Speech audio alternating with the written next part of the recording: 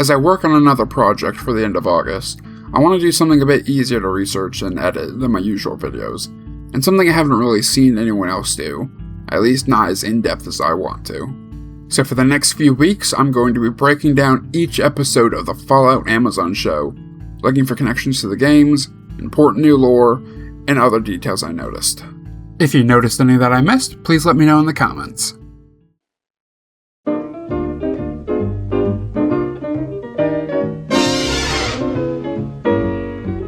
We cold open with Orange Colored Sky by Nat King Cole. This song was first used in a TV spot for New Vegas that aired in the UK, with it being played on the radio in Fallout 4 and 76. The song would also later give its name to the first Astoundingly Awesome Tales scenario for the Fallout TTRPG. Color with a U, because Modiphius is British. Negotiations were scheduled to continue today as the White House had no comment about the president's whereabouts. These negotiations are likely with China. Though the Chinese invasion of Alaska was repelled in January of 2077, the year this scene takes place in, the American counter-invasion of mainland China was still ongoing, likely leading to the negotiations mentioned. The radio also mentioned an apparent disappearance by the president. In March of 2077, knowing nuclear war was inevitable, the president and much of his staff evacuated to Control Station Enclave, an oil rig off the coast of San Francisco, where they planned to continue the United States government into the post-apocalypse. But the president didn't alert the public, or even some of his cabinet, of his plans, so to everyday Americans, the president had been MIA for 7 months. We later see a president, played by Clancy Brown, towards the end of Season 2. Since it's unknown when the pre-war scenes other than this one take place, it is unknown if this is the same president. The dad takes Coop's picture with a pro-snap camera, which is based on the Kodak Hawkeye Brownie flash. It seems that the prop used in this scene is a Kodak Brownie. We also see the dads drinking Fish Brow Pale Ale, a beer that first appeared on beer taps in New Vegas. Behind the weatherman, we see a map of the US's 13 Commonwealths, a level of administrative distinction between the state and the federal government. The Commonwealths were originally created by Josh Sawyer during the development of the eventual cancelled Project Van Buren. Sawyer would later be the project director for Fallout New Vegas. The Commonwealths are later referenced on the chalkboard in the classroom Lucy teaches. 1969 is the year in universe when the Commonwealths were created, with this seal replacing the 50 stars on the flag after their creation.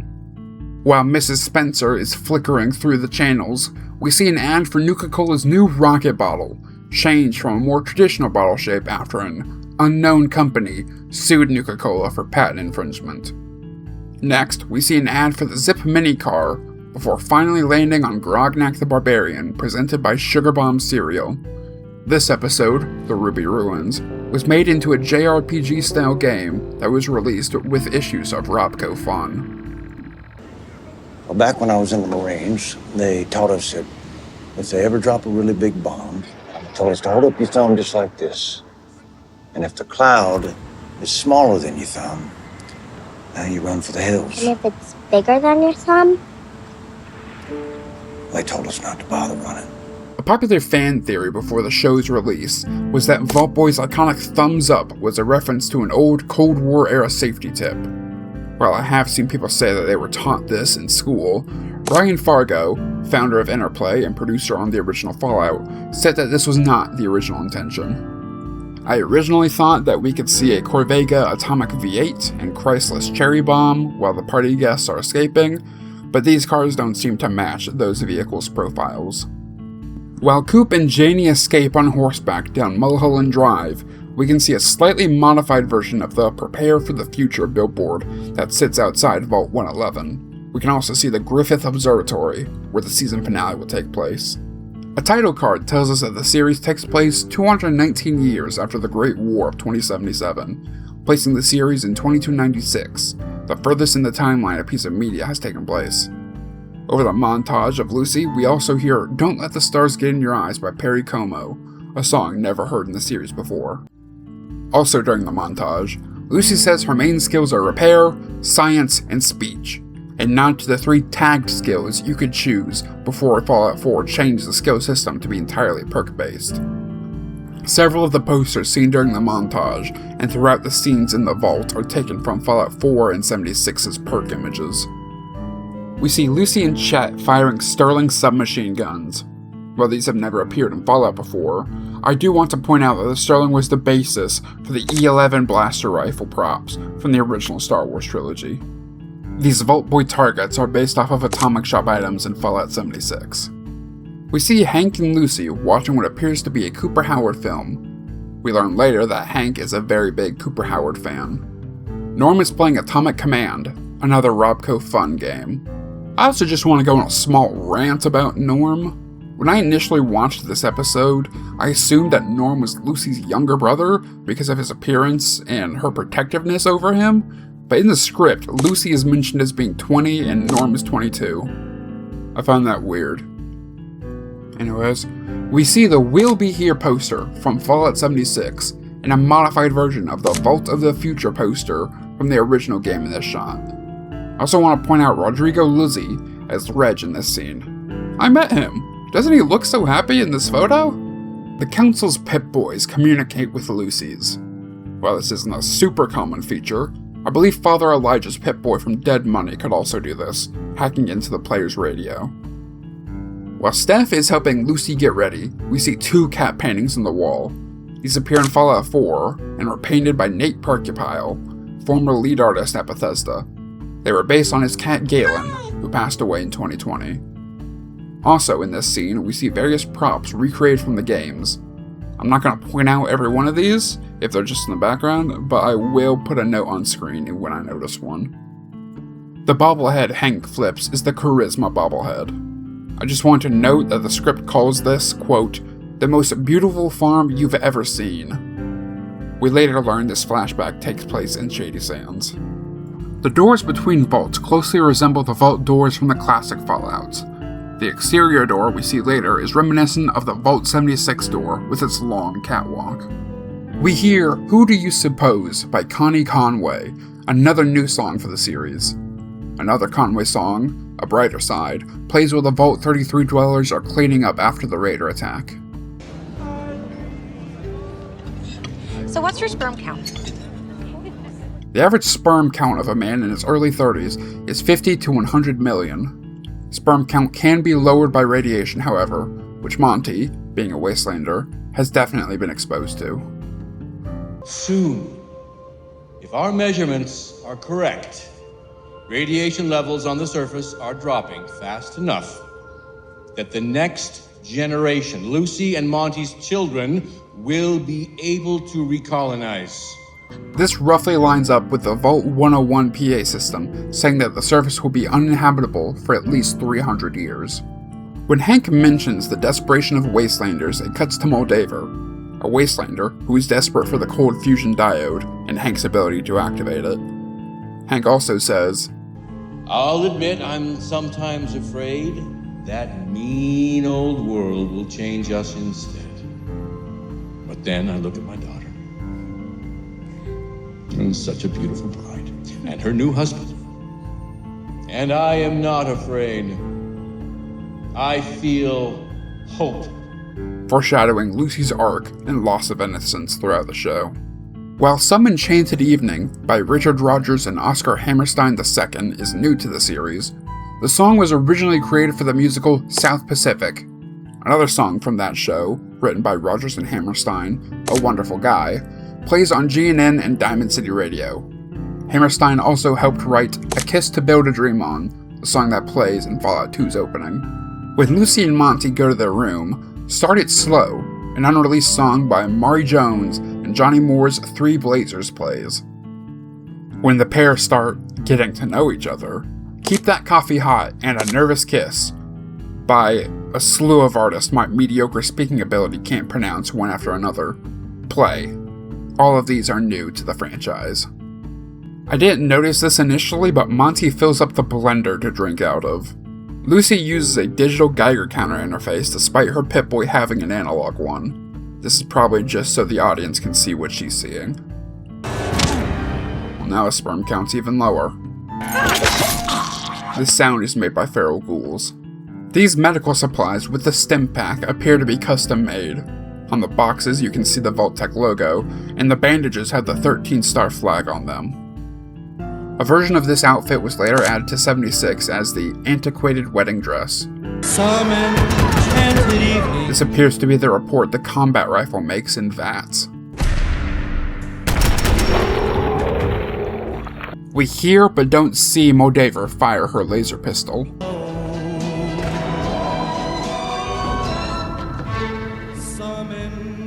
The Raider does a magic trick with a fork and stabs Steph's right eye, a trait she will keep throughout the show. After the film of the farm landscape burns up, we see the RCA Indian head test pattern. This image was used to test various specs of a broadcast during the era of black and white TVs. It was later included in Fallout 3 as a loading screen. The script explicitly calls the darts used on Hank lock joint darts, a kind of ammo for the syringer rifle craftable in Fallout 4. Run and hide. This sound is used by the mini-nuke carried by super mutant suiciders. In the introduction to Max's section, So Doggone Lonesome by Johnny Cash plays. Later, All Over Again, also by Cash plays. A cover of a Cash song, Ring of Fire, performed by Spank, was added to 76 to coincide with the rightfully discontinued Nuclear Winter game mode. Max and the other aspirants don't appear to be wearing holo tags like the Brotherhood normally does. They instead seem to be wearing World War I style round dog tags, with what appears to be the Brotherhood emblem on them. Dane is not the first non-binary character to appear in Fallout. In 76, the Raider Burke and the probably Enclave-affiliated Orlando both go by they-them pronouns. Flesh is weak, but steel endures. Dane, being an Iron Hands fan, uses a corrupted version of this saying. The original saying is from the Bible and said by Jesus, Matthew 26:41, "The flesh is weak, but the spirit is willing." A very similar version to the one said by Dane is said by Primarch Vulcan of the Salamander's Legion to his brother Ferrus Manus of the Iron Hands. The flesh is weak, but deeds endure. Like the Brotherhood, the Iron Hands retool this saying to primarily be about the weakness of flesh, justifying their heavy use of cybernetics. The S1E1 continues the trend set by the Prydwen in Fallout 4 by being named after a ship used by King Arthur in Arthurian legends. It was initially believed that the S1E1 was actually the Prydwen because of the print on the side of the ship. Season 2, however, confirms that Elder Arthur Maxon is still in the Commonwealth, and the Prydwen serves as Maxon's flagship. The printing is probably just left over from an early draft of the story where the ship was the Prydwen. What kind of model is that? The guy who says this is called Thaddeus's minion in the script. The T-60 power armor first appeared in Fallout 4 as a pre-war model developed after the liberation of Alaska, but before the Great War. It was primarily used for riot control as the citizens of the US began to revolt against food shortages. There was controversy about the T-60's stats in Fallout 4 being stronger than the T-51 power armor, since T-51 had been previously stated to be the pinnacle of pre-war power armor. This was changed in 76, where the T-51 is stronger than the T-60. Once again, all power armor lore debates hinge on how you define the word pinnacle. The Squire outfit is similar to the Brotherhood Spec Ops uniform in 76. We see Quintus rescuing Max from what we later learn are the ruins of Shady Sands. Quintus and many of the Brotherhood soldiers are using the Fallout 4 assault rifle in the way it was originally designed to be used, as a heavy weapon meant to be used by power armor, as confirmed by Bethesda lead artist Istvan Petty. Petty is also a producer on the show. This sign that changes with the time of day was first seen in Vault 76. We get a better look at a "Don't Lose Your Head" poster, which we saw earlier. In this scene, it has a double meaning. Lucy needs to stay calm, and it foreshadows the hunt for Wilczek's head throughout the season. Here, we're formally introduced to Davey, played by Lear Leary, another person I took a picture with. Lovely guy. Chet's Pip-Boy is playing the diagnostics sequence from when you first pick up your Pip-Boy in Fallout 4. Lucy's backpack was later added to Fallout 76 as a Twitch drop, and a reproduction was created and sold by the One Company, the company that makes wearable Pip-Boys. Lucy's vault, being right in front of the Santa Monica Pier, has raised questions of why the Master, also based in LA, didn't find it in his search for prime normals. I don't have an answer, just wanted to bring it up. We have given you a name food. We get a better shot of Max leaving his shelter, which is revealed to be a fridge. Many take this to be a reference to the infamous Kid in a Fridge quest from Fallout 4, but I think it's an Indiana Jones reference. Todd Howard, director of Bethesda Game Studios and executive producer on the show, is known to be a massive indie fan, and even worked on Machine Games' Indiana Jones and the Great Circle, where he conceived the story and served as an executive producer, the only non-BGS developer credit he has since joining the studio. According to Todd, he had had the story since at least 2009, when he pitched it directly to George Lucas. Our mission comes from the highest clerics in the Commonwealth. It's never stated anywhere what a cleric is. They seem to either be what the Knights of San Fernando call scribes, or a new administrative role. I also want to talk about that name, Knights of San Fernando. We don't know where this Brotherhood base is. The only clue we have is that it was filmed in Utah. We know it's not San Fernando, because that's right next to Santa Monica, and the Brotherhood wouldn't have needed to travel by vertibird if Philly was so close. I think they only took the name after they capture Philly in the season finale. Philly is within walking distance of Vault 33, so it makes sense that it could be in San Fernando. It's never stated how the information about Wilzig's escape from a facility in Colorado made it to California. A theory I've seen and mostly agree with is that the Enclave themselves placed a bounty on Wilzig, and that the information about his escape spread from there. The Lancers are wearing a black version of the flight helmet from 4. We get a better look at the helmet during the season finale. Biggie is using a junk jet, specifically the version from 4. This chicken is seemingly unirradiated, unlike the ones in Far Harbor and Appalachia. Over the credits plays Crawl Out Through the Fallout by Sheldon Allman. The song first appeared on Diamond City Radio. This man is reading the Capitol Post, Fallout's version of the Washington Post. The skeletons during these credit sequences are probably references to Bethesda's method of environmental storytelling, which usually manifests in the form of skeletons in silly positions. There's a red rocket in the credits, a chain of filling stations that we later see in person.